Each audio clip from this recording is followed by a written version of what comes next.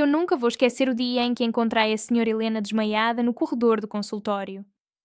Ela tinha 67 anos, era minha paciente há quase uma década e naquele momento eu percebi que tinha falhado com ela.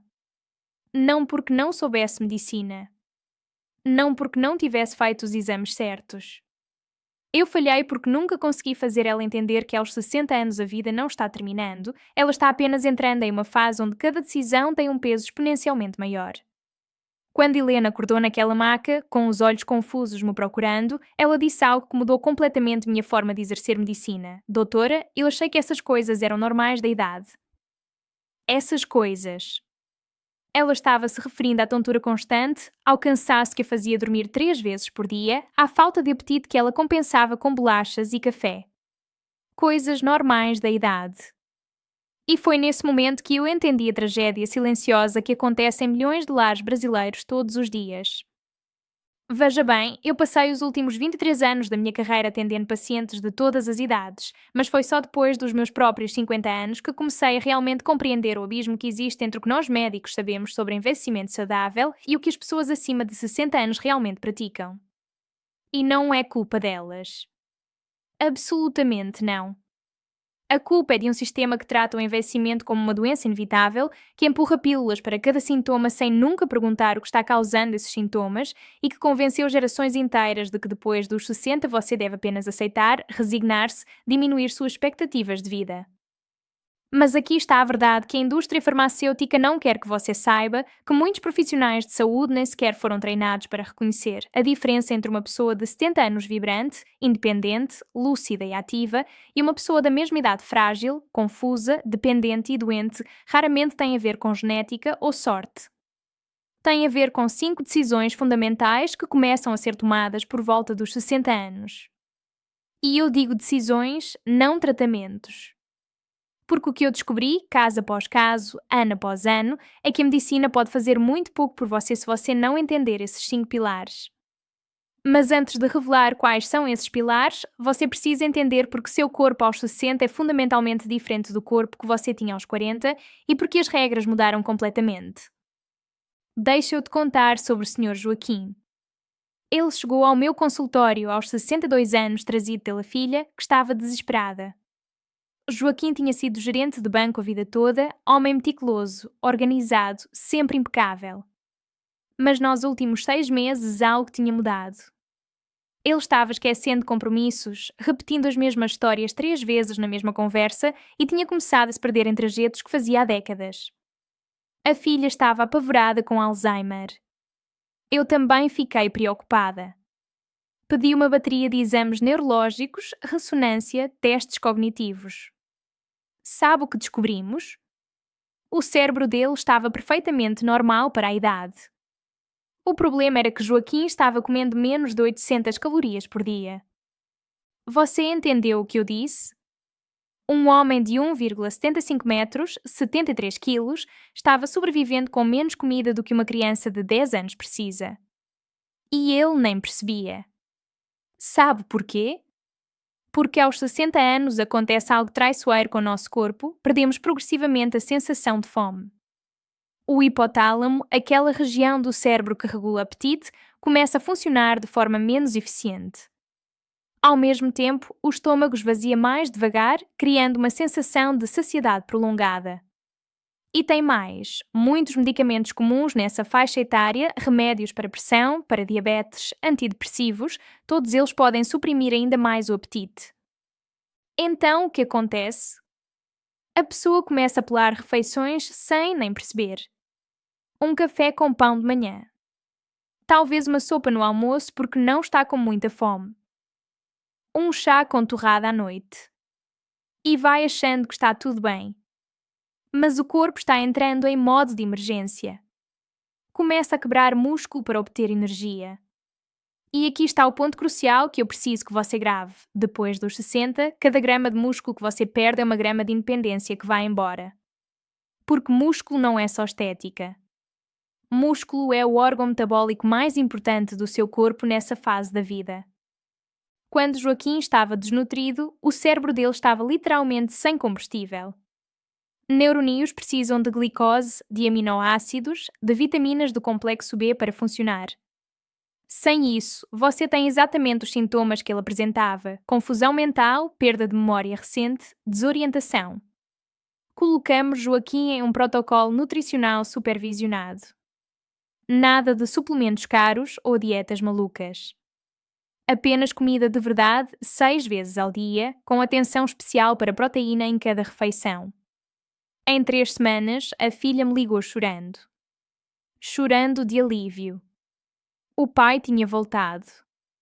A lucidez, a memória, a personalidade dele, tudo tinha retornado. E foi tratando Joaquim que eu comecei a perceber um padrão nos meus pacientes acima de 60.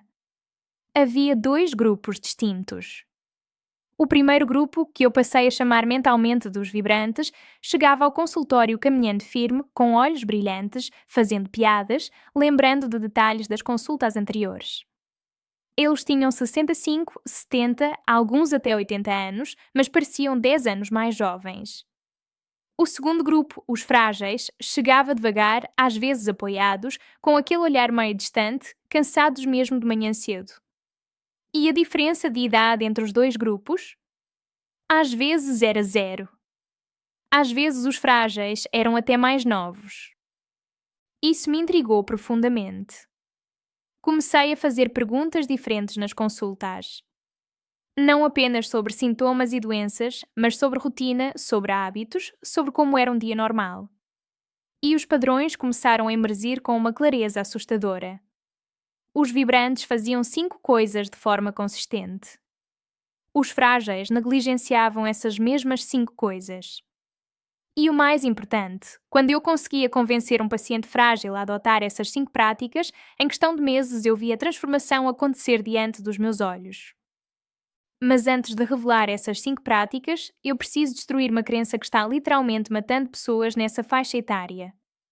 É a crença de que na minha idade não adianta mais mudar nada. Eu ouço isso pelo menos 3 vezes por semana. Pacientes que fumaram a vida toda e acham que parar aos 65 não faz diferença.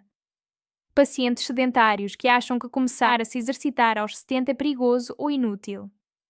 Pacientes com alimentação péssima que acham que o estrago já está feito. Deixa eu ser absolutamente clara sobre isso. Essa crença não é apenas errada, ela é letal. E eu posso provar. Existe um estudo fascinante feito na Universidade de São Paulo que acompanhou 1.200 pessoas entre 60 e 65 anos por 8 anos. Eles dividiram os participantes em grupos baseados em quando começaram a adotar hábitos saudáveis. Um grupo já tinha esses hábitos há décadas. Outro grupo começou aos 60. Outro aos 65. E um último grupo nunca mudou nada. Os resultados foram chocantes. Sim, quem tinha hábitos saudáveis a vida toda teve os melhores resultados. Mas sabe qual foi o segundo melhor grupo? Não foi quem começou aos 60. Foi quem começou aos 65. Porque eles tinham algo que o grupo dos 60 não tinha: urgência. Eles levaram mais a sério. Foram mais consistentes. E em apenas 3 anos, os marcadores de saúde deles, coisas como inflamação, função cardiovascular, massa muscular, densidade óssea, função cognitiva, melhoraram tanto que ficaram estatisticamente indistinguíveis do grupo que tinha sido saudável a vida toda. Você entende a magnitude disso? Seu corpo aos 65, aos 70, aos 75 anos, ainda tem uma capacidade absurda de se regenerar, de se fortalecer, de reverter danos. Mas ele precisa das ferramentas certas. E essas ferramentas não são remédios. São decisões diárias. Agora vamos ao primeiro pilar e eu quero que você preste muita atenção porque esse é o que mais pessoas negligenciam: proteína. Eu sei, parece simples demais para ser importante. Mas deixa eu te mostrar o que acontece no seu corpo a partir dos 60. Existe um processo chamado sarcopenia, que é a perda progressiva de massa muscular relacionada à idade. A partir dos 30 anos, você perde naturalmente cerca de 3% da sua massa muscular por década. Mas depois dos 60, se você não fizer nada para prevenir, essa perda acelera para 10% ou até 15% por década. Agora pensa no que isso significa na prática. Aos 60, você consegue levantar da cadeira sem apoiar as mãos. Aos 70, se perdeu 15% do músculo, você precisa se impulsionar com os braços. Aos 75, talvez precise de ajuda. Aos 80, talvez não consiga mais. E quando você não consegue mais levantar sozinho de uma cadeira, você perdeu sua independência. Acabou. Você agora depende de outra pessoa para as atividades mais básicas da vida. Mas tem algo ainda mais sinistro sobre perda muscular que a maioria das pessoas não sabe. Músculo não é apenas movimento. Músculo é um órgão endócrino. Ele produz substâncias chamadas miocinas que regulam o metabolismo, controlam a inflamação, protegem o cérebro, fortalecem o sistema imunológico. Quando você perde músculo, você não perde apenas força. Você perde um sistema de defesa inteiro. E tem mais. Sabe onde seu corpo armazena glicose? No músculo. Quando você come carboidratos, eles são convertidos em glicose e armazenados principalmente no tecido muscular. Se você tem pouco músculo, seu corpo não tem onde colocar essa glicose. Ela fica circulando no sangue. E o que acontece? Diabetes tipo 2. É por isso que tantas pessoas desenvolvem diabetes justamente depois dos 60, mesmo sem ter histórico familiar, mesmo sem estar obesas. Então, como você previne sarcopenia? Proteína. Mas não qualquer quantidade. Aqui está onde a maioria dos médicos erra feio. As recomendações oficiais dizem que um adulto precisa de 0,8 gramas de proteína por quilo de peso corporal por dia. Então, uma pessoa de 70 quilos precisaria de 56 gramas de proteína. Mas essas recomendações foram feitas para adultos jovens. Estudos recentes mostram que depois dos 60, por causa de um fenómeno chamado resistência anabólica, você precisa de pelo menos 1,2 a 1,5 gramas por quilo. Essa mesma pessoa de 70 quilos precisa de 84 a 105 gramas de proteína por dia. Você tem ideia de quanta comida é isso? É muito. Um ovo tem 6 gramas de proteína. Um copo de leite tem 8 gramas.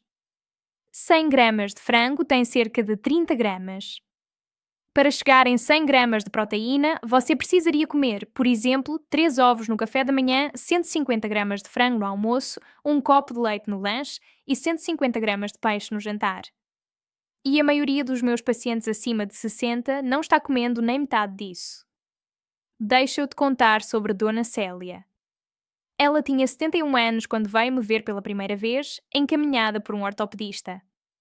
Tinha caído em casa, fraturado o punho, e o ortopedista ficou preocupado com a fragilidade óssea dela.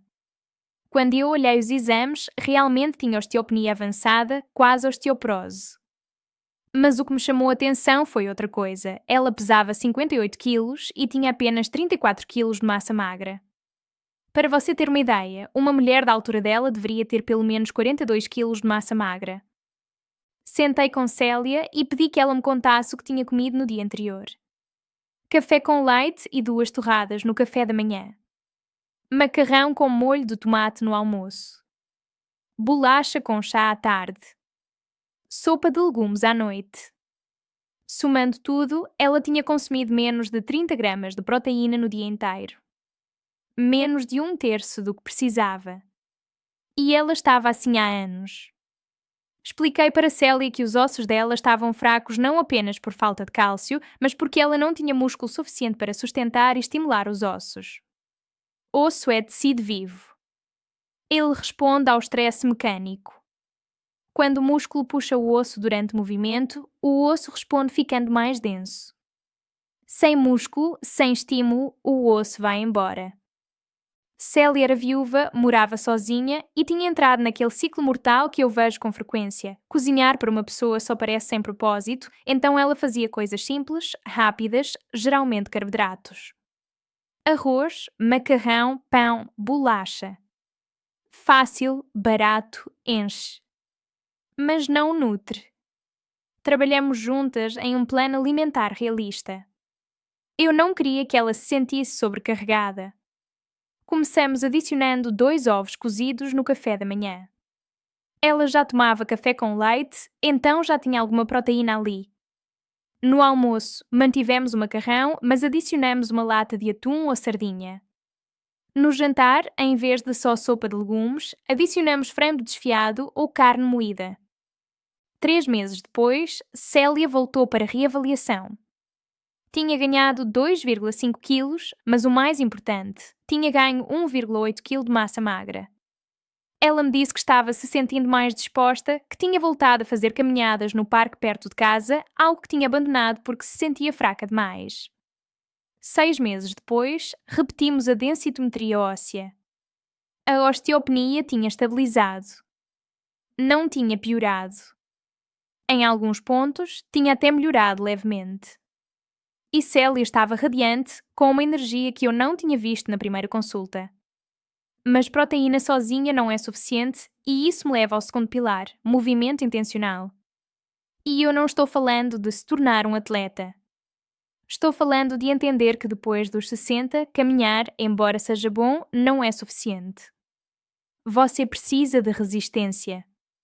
Você precisa desafiar seus músculos contra algum tipo de peso. Eu sei que isso assusta muita gente. Tem esse medo de se machucar, de que exercício com peso é perigoso nessa idade. Mas a verdade é exatamente o oposto. Sabe o que é perigoso? Não fazer. Deixa eu te explicar porquê. Quando você faz exercício de resistência, você cria microlesões no tecido muscular. Parece ruim, mas não é. Essas microlesões são um sinal que seu corpo precisa para iniciar o processo de reparo e fortalecimento. Ele manda células satélites para o local, aumenta a síntese proteica, constrói fibras musculares mais fortes e mais numerosas. Mas aqui está o problema: depois dos 60, esse processo fica mais lento e menos eficiente. É a tal resistência anabólica que mencionei antes. Seu corpo não responde tão rapidamente ao estímulo do exercício quanto respondia aos 30 anos. Então você precisa de um estímulo mais forte e mais consistente. Caminhar não é estímulo suficiente. Seus músculos já estão adaptados para caminhar. Você precisa fazer algo que eles não estão acostumados a fazer. E não precisa ser nada absurdo. Pode ser exercícios com o peso do próprio corpo. Pode ser com elásticos de resistência. Pode ser com garrafinhas de água. O importante é o princípio. Você precisa desafiar o músculo além do que ele faz normalmente. E você precisa fazer isso pelo menos 3 vezes por semana. Deixa-eu-te contar sobre seu Antônio. Ele tinha 68 anos, era aposentado da construção civil, sempre foi um homem forte, trabalhador. Mas depois que aposentou, parou completamente. Passava o dia assistindo TV, fazendo pequenos reparos em casa, nada que exigisse esforço real. Em 2 anos, ele tinha desenvolvido dor crónica nas costas, nos joelhos e estava tomando anti-inflamatório todo o dia. Quando examinei Antônio, encontrei algo muito comum: atrofia muscular severa na região do core e nos membros inferiores. Os músculos que sustentam a coluna estavam fracos. Os músculos que estabilizam os joelhos estavam fracos. E sem essa sustentação muscular, as articulações estavam sofrendo todo o impacto. Daí a dor. Encaminhei Antônio para um fisioterapeuta especializado em reabilitação geriátrica. Começaram com exercícios muito simples: sentar e levantar de uma cadeira sem usar as mãos. Agachamento parcial segurando em uma barra. Prancha de joelhos por 10 segundos. Coisas que para um jovem pareceriam ridiculamente fáceis, mas para Antônio eram desafiadoras. Nos primeiros dias, Antônio me ligou querendo desistir. Estava dolorido. Eu expliquei que dor muscular pós-exercício é diferente de dor articular. Era sinal de que os músculos estavam acordando depois de anos dormindo. Pedi que ele persistisse por 2 semanas. Se depois desse tempo não melhorasse, reavaliaríamos. Ele persistiu. E na 3ª semana, algo mudou. A dor crónica que ele tinha nas costas começou a diminuir. Não desapareceu, mas diminuiu. Isso deu a ele motivação para continuar. 3 meses depois, Antônio tinha parado completamente com os anti-inflamatórios. 6 meses depois, ele estava fazendo trilhas leves nos finais de semana, algo que não fazia há 5 anos. E quando ele voltou para a consulta de rotina, me disse algo que eu nunca vou esquecer. Doutora, eu tinha-me conformado que o resto da minha vida seria com dor. Eu achei que era o preço de ter trabalhado pesado a vida toda. Mas não era. Eu só estava fraco. Exatamente. Ele não estava velho. Estava fraco. E fraqueza, ao contrário de idade, pode ser revertida. Mas você precisa trabalhar para isso. Ninguém vai fazer por você. Nenhum remédio vai criar músculo para você. Apenas movimento intencional, consistente, progressivo. Agora, o terceiro pilar é algo que vai surpreender muita gente: conexão social. E eu sei que parece que isso não tem nada a ver com saúde física, mas tem tudo a ver. Existe um estudo monumental chamado Harvard Study of Adult Development que acompanhou mais de 700 pessoas por mais de 80 anos. É um dos estudos longitudinais mais longos já feitos sobre felicidade e saúde. E sabe qual foi a conclusão mais importante? Não foi exercício. Não foi alimentação. Foi relacionamentos. As pessoas que mantiveram relacionamentos próximos, significativos, viveram mais, tiveram menos doenças crónicas, mantiveram função cognitiva por mais tempo e relataram maior satisfação com a vida. E o oposto também era verdade. Solidão era tão prejudicial para a saúde quanto fumar 15 cigarros por dia. Solidão aumentava risco de demência em 50%. Aumentava risco de morte prematura em 30%. Mas porquê? O que a solidão faz no corpo que é tão destrutivo? Quando você está socialmente isolado, seu corpo interpreta isso como uma ameaça. Faz sentido evolutivo. Para nossos ancestrais, estar sozinho significava vulnerabilidade a predadores, falta de ajuda em caso de doença ou ferimento. Então o corpo ativa uma resposta de estresse crónico. Libera cortisol constantemente. E cortisol crónico destrói o corpo de dentro para fora. Suprime o sistema imunológico. Aumenta a inflamação. Piora a resistência à insulina. Acelera a perda muscular. Deteriora a função cognitiva. E aqui está o problema específico para pessoas acima de 60. Essa é exatamente a fase da vida onde conexões sociais começam a desaparecer naturalmente. A aposentadoria elimina os colegas de trabalho. Filhos crescem e têm suas próprias vidas. Amigos adoecem ou morrem. Mobilidade reduzida dificulta sair de casa. E de repente, uma pessoa que tinha uma rede social ativa se vê passando dias inteiros sem falar com ninguém além do atendente do mercado. Eu vi isso acontecer com Dona Margarida. Ela tinha 73 anos, era professora aposentada, tinha sido uma mulher extremamente ativa socialmente. Mas em um período de 3 anos, ela perdeu o marido para um câncer, a melhor amiga se mudou para outra cidade para morar perto da filha e ela mesma desenvolveu artrose no quadril que dificultava sair de casa. Quando veio à consulta, estava tomando antidepressivos há 1 ano, mas me disse que não estava funcionando. Ela se sentia vazia, sem propósito, apática. Conversei longamente com Margarida. Os antidepressivos estavam tratando o sintoma, não a causa. A causa era isolamento. Ela precisava de conexão, de propósito, de sentir que ainda era relevante no mundo. Mas como fazer isso com mobilidade limitada e sem a rede social que ela tinha antes? Trabalhamos juntas em um plano. Primeiro, tratamos a artrose de forma mais agressiva, com fisioterapia e infiltração, para melhorar a mobilidade. Segundo, eu sugeri que ela procurasse grupos de voluntariado online. Existem várias ONGs que precisam de pessoas para fazer trabalhos remotos, revisar textos, fazer ligações para idosos isolados, dar aulas online. Margarida tinha sido professora de português a vida toda. Ela tinha muito a oferecer. Ela começou dando aulas de alfabetização online para adultos através de um programa de uma ONG. 2 vezes por semana, 1 hora por sessão. Parece pouco, mas não é, aquilo deu a ela propósito novamente. Ela tinha que se preparar para as aulas, tinha que estar presente, tinha alunos que dependiam dela. E ela começou a criar conexão com esses alunos, com outros voluntários do programa. 3 meses depois, Margarida estava diferente. Não curada, não perfeitamente feliz, mas viva novamente. Tinha brilho nos olhos. Falava com entusiasmo sobre os progressos dos alunos. E, trabalhando junto com o psiquiatra dela, conseguimos reduzir a dose do antidepressivo. 6 meses depois, ela tinha parado completamente. Não precisava mais. O que curou Margarida não foi remédio. Foi conexão. Foi sentir-se parte de algo maior que ela mesma. E isso não é luxo emocional. É necessidade biológica. Se você tem mais de 60 anos e percebe que passa dias sem interação significativa com outras pessoas, você está em risco. Risco real, mensurável, de deterioração física e mental. E você precisa tratar isso com a mesma seriedade que trataria pressão alta ou diabetes.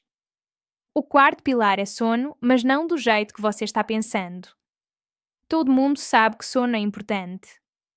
Mas o que a maioria não sabe é que a arquitetura do sono muda radicalmente depois dos 60. Você passa menos tempo em sono profundo, que é a fase onde o corpo se repara.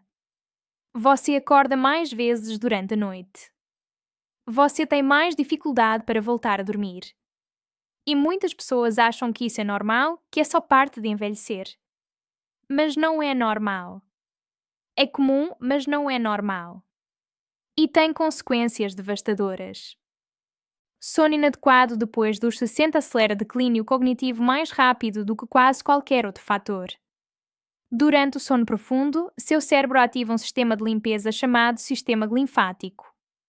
Ele literalmente lava o cérebro, removendo proteínas tóxicas que se acumulam durante o dia, incluindo o beta-amiloide e tau, as proteínas associadas ao Alzheimer.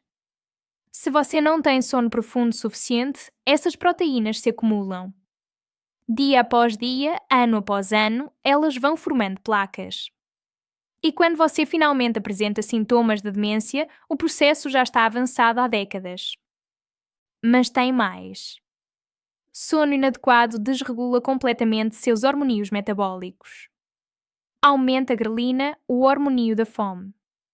Diminui a leptina, o hormônio da saciedade. Resultado, você come mais e escolhe pior. Sono inadequado aumenta a resistência à insulina, mesmo sem mudança na dieta. Sono inadequado aumenta cortisol, que quebra músculo. Você está vendo o padrão? Tudo está conectado. Se você não dorme bem, todos os outros pilares desmoronam. Então, o que fazer? Primeiro, você precisa entender que dormir bem depois dos 60 não significa necessariamente dormir 8 horas seguidas. Talvez você durma 6 horas à noite e tire uma soneca de 30 minutos à tarde. Tudo bem. O importante é a qualidade, não apenas a quantidade. E qualidade significa tempo suficiente em sono profundo. Algumas estratégias que eu recomendo e que fazem diferença real. Primeiro, exposição à luz solar pela manhã.